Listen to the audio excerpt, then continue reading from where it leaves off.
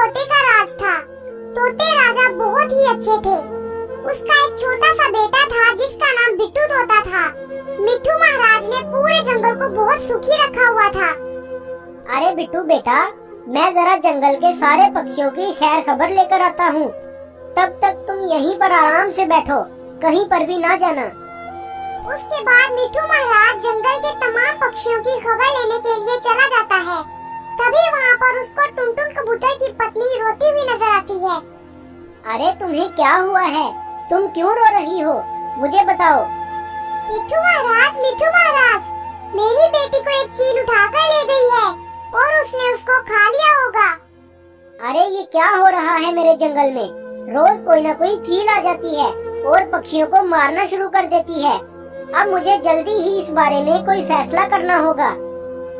ये कहकर मिट्ठू महाराज वहाँ से वापस आ जाते हैं और उनको उस बात की बड़ी चिंता थी क्योंकि उनका अपना एक छोटा सा बेटा था। अरे अब मैं क्या करूं? जंगल में तो चील आ गई है और मेरा बेटा भी बहुत छोटा है। अगर वो मेरे बेटे को उठाकर ले गई तो मैं क्या करूंगा? अब मैं सारा दिन अपने बेटे की रक्षा नहीं कर सकता क्योंकि मुझे जंगल के बहुत सारे काम करने होते हैं। अगर मैं इसी काम में लग गया तो जंगल कैसे चलेगा? मैं ऐसा करता हूँ कि किसी पक्षी को अपने बेटे की रक्षा का काम दे देता हूँ। लेकिन जंगल के तमाम पक्षियों ने तो अंडे दिए हुए हैं और वो सब लोग अपने अपने अंडों का ख्याल रखते हैं। मुझे कोई ऐसा पक्षी तलाश करना होगा जिसने अंडे ना दिए हों। अरे हाँ, मैं टूनी चिड़िया को ये काम दे देता हूँ।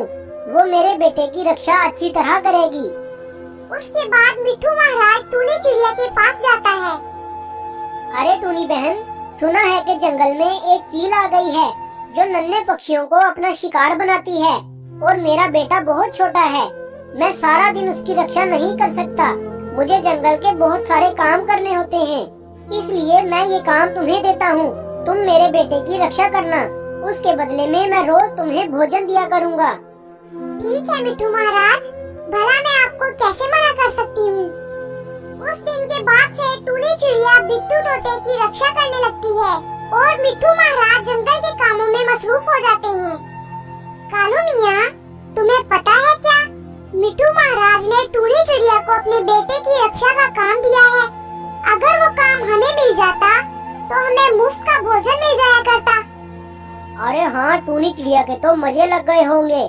उसको रोज मुफ्त का भोजन मिल जाता होगा और मिट्ठू महाराज तो उसको रोज नए नए खाने देते होंगे। हमें उसका कुछ सोचना होगा। मेरे पास इस समस्या का एक उपाय है। अरे वाह रानी, तुम तो बड़ी बुद्धिमान हो। क्या आइडिया दिया है तुमने? उसके बाद कालू कौवा और रानी कौवी टूनी चिड़िया के पास जाते हैं। अरे टूनी चिड़िया, तुम्हें पता है क्या, तुम्हारी बहन कोमल चिड़िया को तीर लगा है और वो घायल हो गई है। तुम जल्दी से जाओ और उसकी खैर खबर लेकर आओ। अरे कौवे भैया, आप ये क्या कह रहे हैं? मेरी बहन कोमल को किसने तीर मार दिया? मैं अभी उसकी खबर लेकर आती हूँ। लेकिन मिट्ठू महाराज के बेटे का ख्याल कौन रखेगा? अरे तुम उसकी चिंता न करो, जब तक तुम वापस न आ जाओ हम उसका ख्याल रखेंगे। उसके बाद टूनी चिड़िया अपनी बहन कोमल चिड़िया के पास चली जाती है। अब तो टूनी चिड़िया दूसरे जंगल में चली गई है और अब उसको वापस आते आते रात हो जाएगी। चलो हम ऐसा करते हैं कि मिट्ठू महाराज के आने से पहले उसके बेटे को गायब कर देते हैं। उसके बाद कालू कौवा और रानी कौवी बिट्टू तोते को जंगल से दूर पहाड़ियों के अंदर बांध देते हैं और वापस आ जाते हैं। और जब मिट्ठू महाराज अपने घर वापस आए और उन्होंने देखा कि उनका बेटा वहाँ पर नहीं था। अरे मेरे बेटे को कौन ले गया? मैंने टूनी चिड़िया को उसकी रक्षा करने को कहा था। अब यहाँ पर न टूनी चिड़िया है न मेरा बेटा। पता नहीं दोनों कहाँ चले गए। तभी वहाँ पर कालू कौवा और रानी कौवी आ जाते हैं। मिट्ठू महाराज, आज मैंने जो देखा वो मैं आपको बता नहीं सकता। अरे कौवे, जल्दी बताओ तुमने क्या देखा? जल्दी बताओ वरना तुम्हें सख्त सजा दूंगा। मिट्ठू महाराज, आज मैंने देखा कि टूनी चिड़िया ने आपके बेटे को उठाकर एक चील को दे दिया। बस इससे आगे मैं नहीं बता सकता। अरे कालू कौवे, जल्दी बताओ वरना तुम्हें कैद करवा दूंगा। उससे आगे तुमने क्या देखा?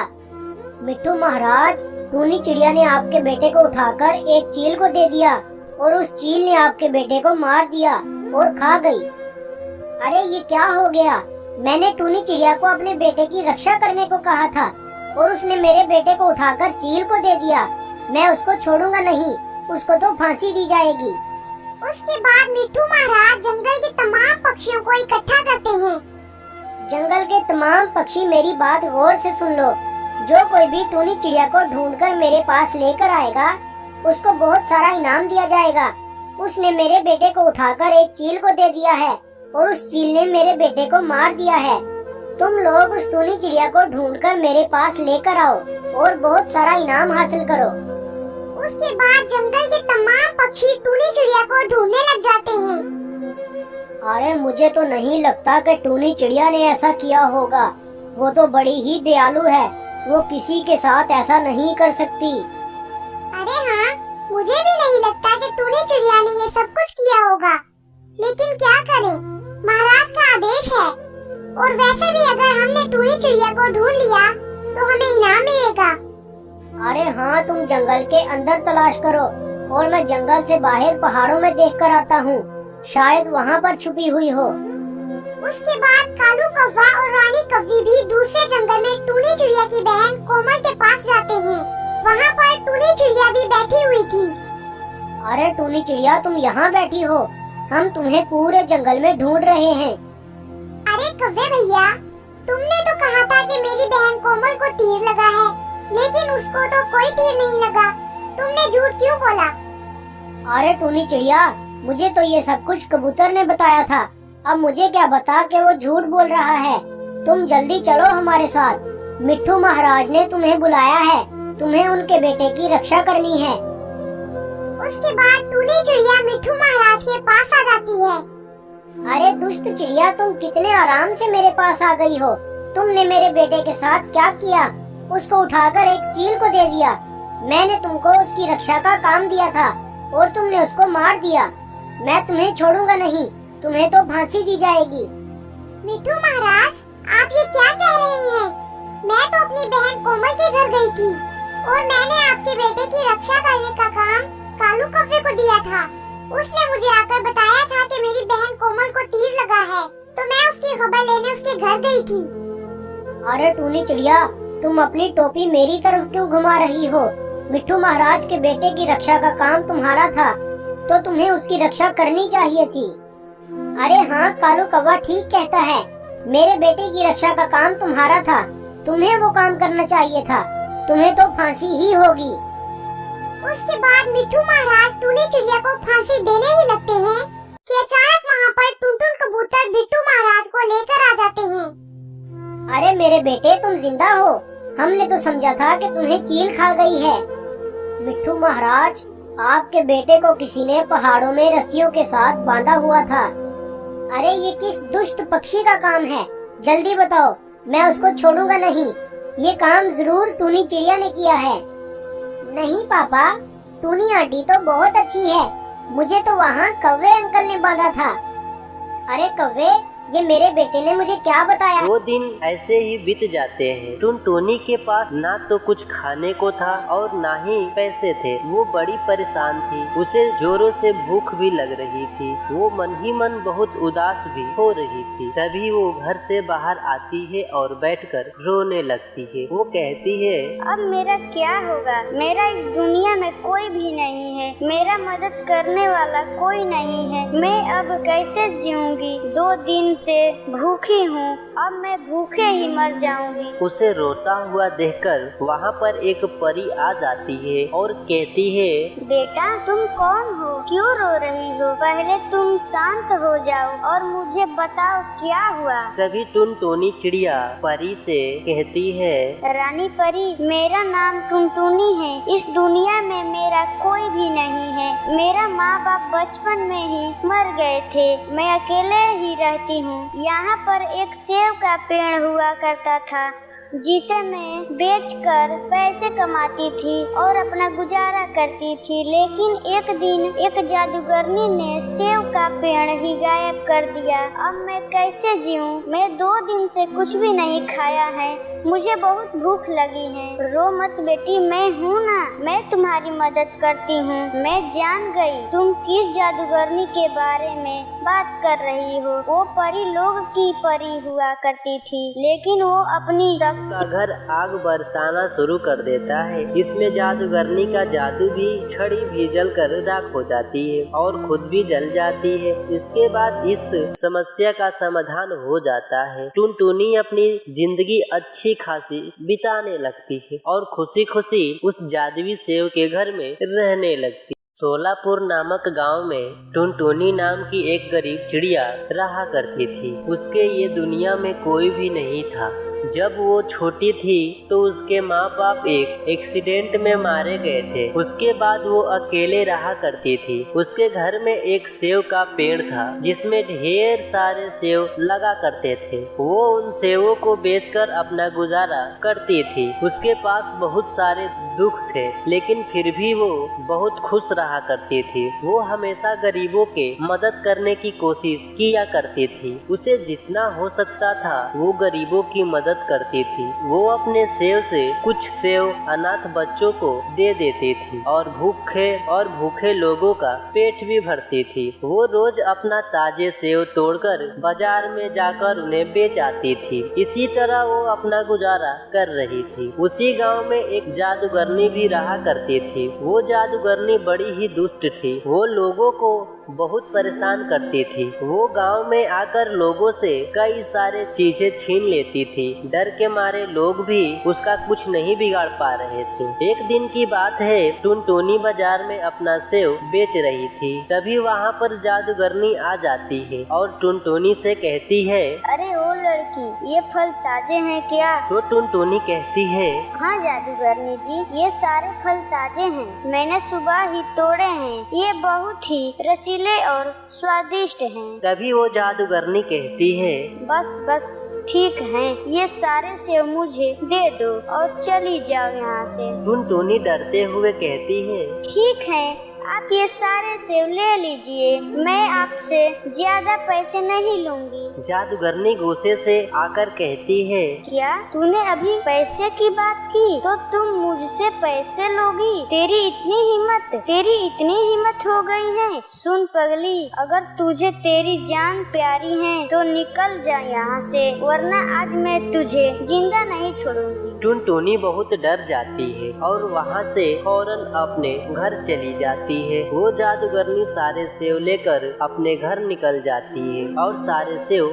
खा जाती है। लगता है ये सेव अच्छे नहीं थे, यह बहुत दिन के रखे थे, इसलिए इसे खाने से मेरा पेट खराब हो गया है। मेरी तबीयत बिगड़ गई है। तो उस लड़की ने मुझसे झूठ बोला, आज तो मैं उसे छोड़ूंगी नहीं। गुस्से से वो जादूगरनी टुनटुनी के घर जाती है। तभी टुनटुनी उसे देखकर डर जाती है और कहती है, जादूगरनी जी, आप यहाँ क्यों आई हैं? अब आपको क्या चाहिए? तभी वो जादूगरनी टुनटुनी से कहती है, चुप कर, तूने मुझे खराब सेव खिलाया। देख मेरा तबीयत खराब हो गया है। ये सब तेरे सेव की वजह से हुआ है। तूने ये सब जानबूझकर किया होगा। मैं आज तुझे जिंदा नहीं छोड़ूंगी। तभी डरते डरते टुनटुनी चिड़िया जादूगरनी से कहती है, नहीं जादूगरनी जी, मेरे सारे सेव ताजे थे। मैंने ऐसा कुछ भी नहीं किया है।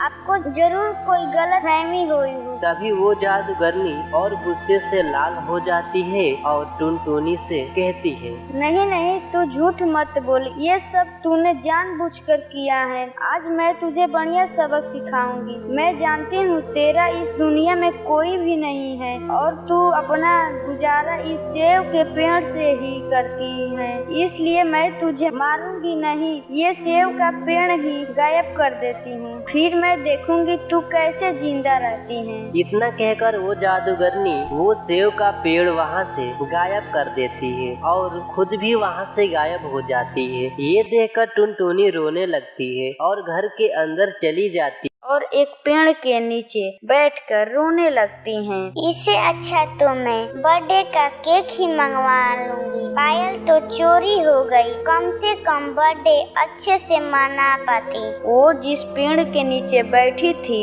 वो कोई मामूली पेड़ नहीं था, बल्कि वो जादुई केक के पेड़ के नीचे बैठी थी। वो जादुई पेड़ टुनटुनी को रोते हुए देखकर उससे कहता है, अरे टुनटुनी, तुम क्यों रो रही हो? मैं जानता हूँ आज तुम्हारा जन्मदिन है। तुम मेरे पेड़ में से अपना मन पसंद का कोई भी केक ले जाकर खुशी से अपना बर्थडे मनाओ। टुनटुनी ये सब सुनकर बिल्कुल हैरान रह जाती हैं और डर जाती हैं। अरे ये कौन बोल रहा है? टुनटुनी, ये मैं बोल रहा हूँ। जिस पेड़ के नीचे तुम बैठी थी मैं वही पेड़ बोल रहा हूँ। मैं कोई मामूली पेड़ नहीं हूँ, मैं एक जादुई बर्थडे केक का पेड़ हूँ। मुझे यहाँ पर सोना परी ने लगाया है ताकि तुम बच्चे अपना जन्मदिन खुशी से मना पाओ। ये बातें सुनकर टुनटुनी खुश हो जाती हैं और रोना बंद कर देती हैं।